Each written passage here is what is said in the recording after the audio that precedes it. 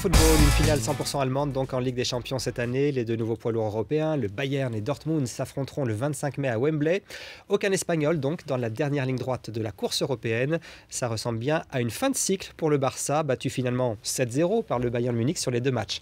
Thibaut Jeangrande et Jérôme Sillon. Humilié pour le quotidien catalan Sport, écrasé pour Marca.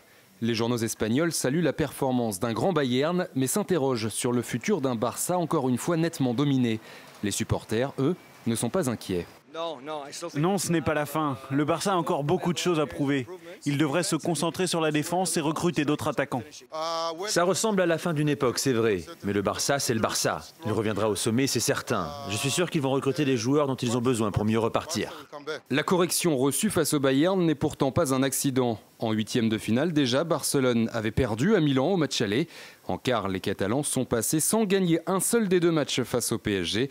Le Barça, ultra dominateur des dernières années, appartient-il désormais au passé? Non, bien sûr non, parce qu'il y a 6, 7, 8 joueurs qui sont 23 à 24 années. Le problème la main de Tito Vilanova et surtout aussi d'Eric Vidal, tout mélangé, il arrive le Barça qu'on regardait hier. Le retour de blessure de plusieurs cadres dont Messi et quelques millions d'euros dépensés cet été pourrait permettre un retour rapide du Barça au sommet du foot européen.